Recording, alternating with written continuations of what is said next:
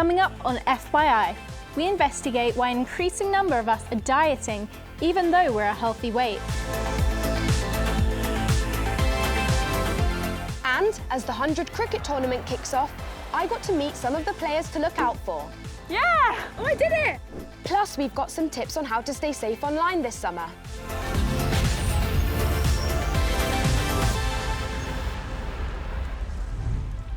This is FYI, the weekly news show where we bring you all the latest info on the big stories. And investigate possible fake news. So with all the extreme weather around the world, we noticed a couple of stories doing the rounds. But we weren't sure if they were fake news or fact, so we did some digging. See what you think. First up, we found a post being shared online claiming that it's dangerous to feed dogs ice cubes in hot weather to try and cool them down, because eating ice cubes actually causes them to overheat. But is that a fact? Or how about these eerie pictures of green skies that were being posted online? Apparently the green skies were during a storm in the USA, but do you think they're real or just really good photo editing? One of these stories is fake, but which one? We'll reveal all later. So Scarlett and I have been checking out this survey, which really caught our eye. It shows that an increasing number of us are trying to lose weight by dieting, including some of us who are already at a healthy weight. Right, so let us show you the details. So researchers at the University of Oxford have released the results of a survey from 1997 to 2016 of over 34,000 children in England aged 8 to 17. Over that 10-year period, the number of children using diets to slim down increased a lot.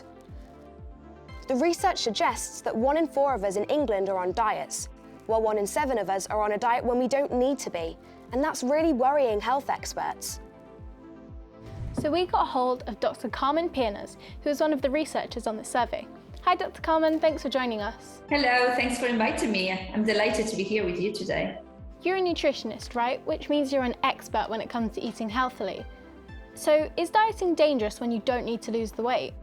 For children, restricting any nutritious and healthy food is not appropriate or necessary. The most important thing is to eat healthily, do physical activity to keep yourself healthy and grow healthily. And that doesn't mean dieting like heavily restricting your calories. It means just eating normally. If for any reason a young person needs help to reach a healthy body weight, then this needs to be done under supervision, strict supervision from a qualified expert. So why do you think so many of us want to diet when we don't need to?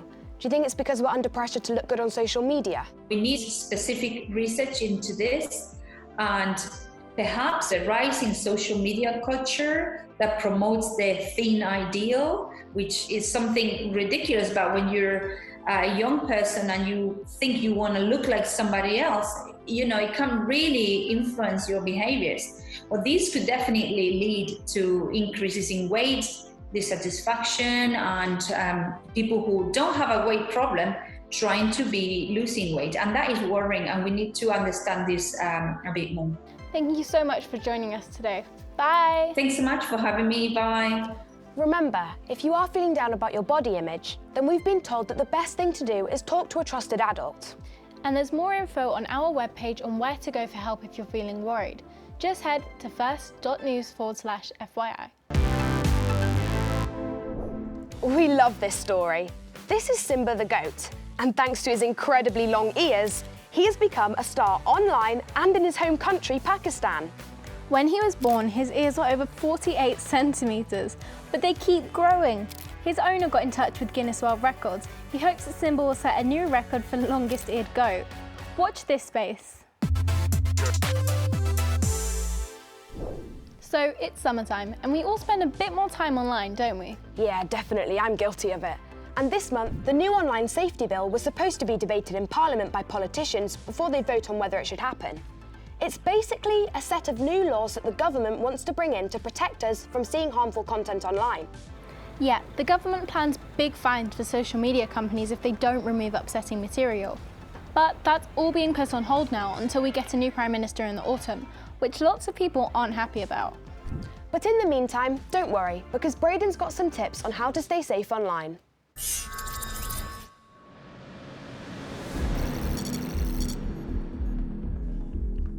If you're anything like me, you probably spend a lot of your time online. And let's be honest, it's pretty fun. Whether that's gaming, chatting with your mates, or just browsing the internet looking for some of the info I'm about to share with you. It's super hard to imagine what life would be like without all of our tech. But just like in the real world, there are dangers when we're online that we need to look out for. I found some tips to keep us safe. First of all, be careful what you share online.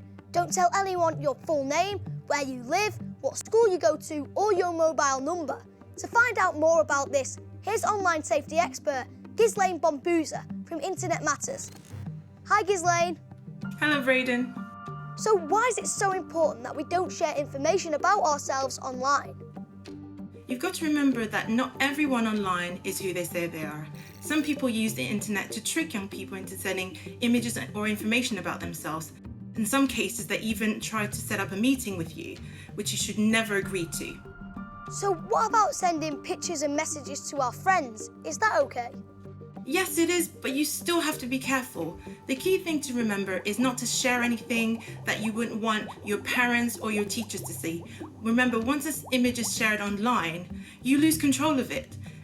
And that person that you might think is your friend can screen grab it and share with other people. So what about if you make a mistake and accidentally send somebody a private picture that you then regret? Well, it's important to know that if this happens, there's things that you can do to deal with it. Even though it may feel like a bit of a laugh to send a private image to somebody, it may leave you feeling ashamed or even anxious if it gets out of control and you lose control of it. So the first thing that we would say for you to do is to get in touch with the person who you sent the image to and ask them to delete it. If you still feel anxious, talk to a trusted adult. Or you can even reach out to a charity like Childline and speak to a counsellor. If the image has been posted on a social media platform, then get in touch with the people who manage the social media platform and ask them to remove it. Thanks, Ghislaine. Now, I've found another thing to look out for: online scams. Have you ever had an innocent-looking email asking for personal info on a link? Lots of hackers use the internet to try and trick people into handing over personal information or passwords.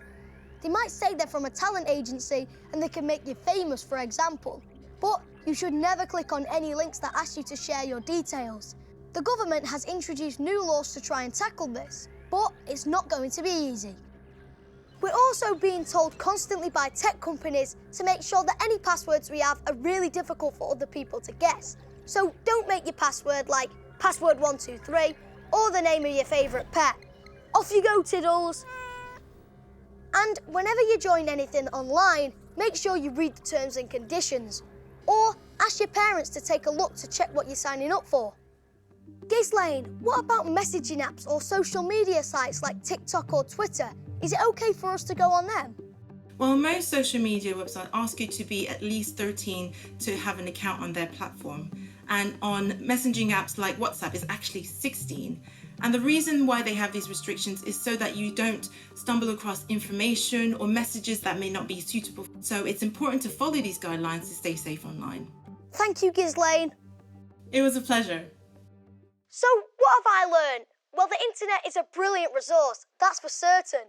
It can help us find out about the world around us. It can keep us in touch with our friends, and it can entertain us. I mean, who doesn't love a cat video, right?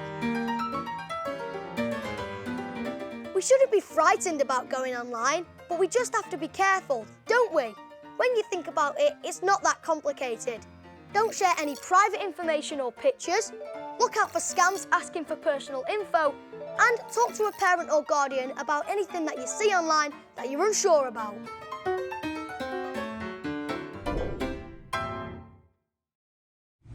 For more I Don't Get It explainers on the big issues that matter to you, like racism, poverty and climate change, just head to our webpage, first.news/FYI. So, did you guess which of these stories was fake news or fact? The online claims that it's dangerous to feed dogs ice cubes in hot weather is fake news. Animal charities have said that if your dog is healthy and feeling hot on a warm day, eating ice cubes or frozen treats is a good way of keeping them cool. which means that these pictures of eerie green skies during a storm in the USA are fact. According to their National Weather Service, it's because water or ice particles in the storm clouds will scatter blue light. Mixed with the red colour from a sunset, the water particles in the clouds will appear to glow green. Cool! So Maya, what do you think of cricket? I don't know, I don't really get the chance to play it at school. Yeah, same. Well, if you think cricket isn't for you, then check out our next report and you might think again. A tournament called the 100 is kicking off again this summer, and it's all about getting more of us to watch cricket and take up the game, especially girls. I decided to check it out.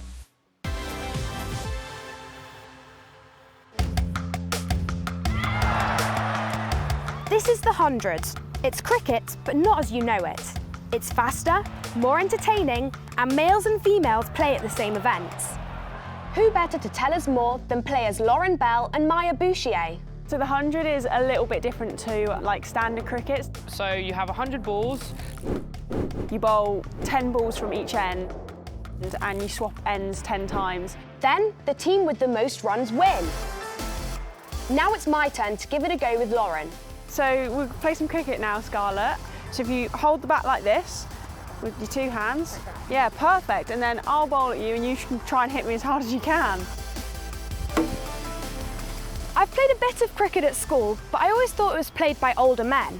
And that is what the 100 is trying to change. It's introducing a whole new generation of fans and players. 17-year-old Alice Capsey has already had a great start to her cricketing career thanks to the 100. One of my kind of fondest memories is scoring a 50 at Lord's against London Spirit. Some of my highlights would be obviously winning the 100. Also winning the opening game, that was an incredible match. Oh, that's class. Absolute class. After success with their teams at the 100 last year, Alice, Maya and Lauren and other players have gone on to play for the England national team.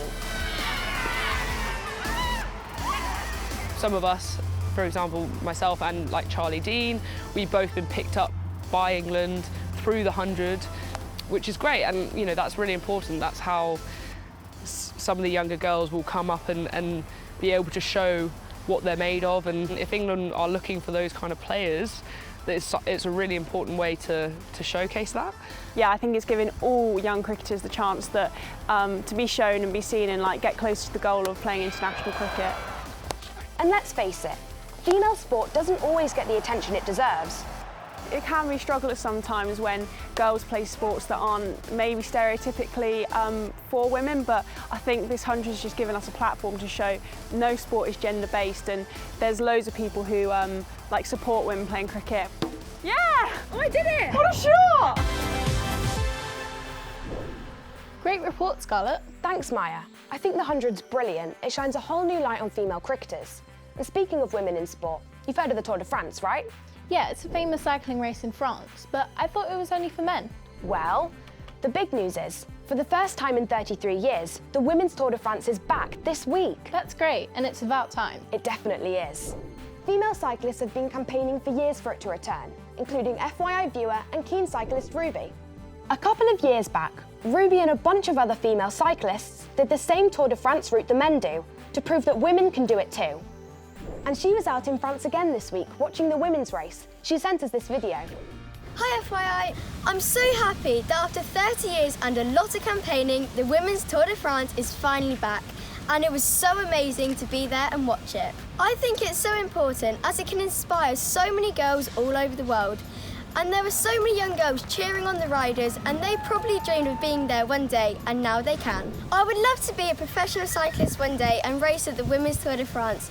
Watching all the women definitely inspired me even more to train lots and be there one day. Bye! Thanks, Ruby. And we've got to finish off with a huge good luck to the England football team. Yeah, they played so amazingly well, and now we're through to the finals. They've smashed it. It's been a really great year for women's football. England have hosted the tournament and a record number of tickets for the games were sold, which shows it's getting more and more popular. We'll leave you with some of England's highlights from the Euros. See you next time!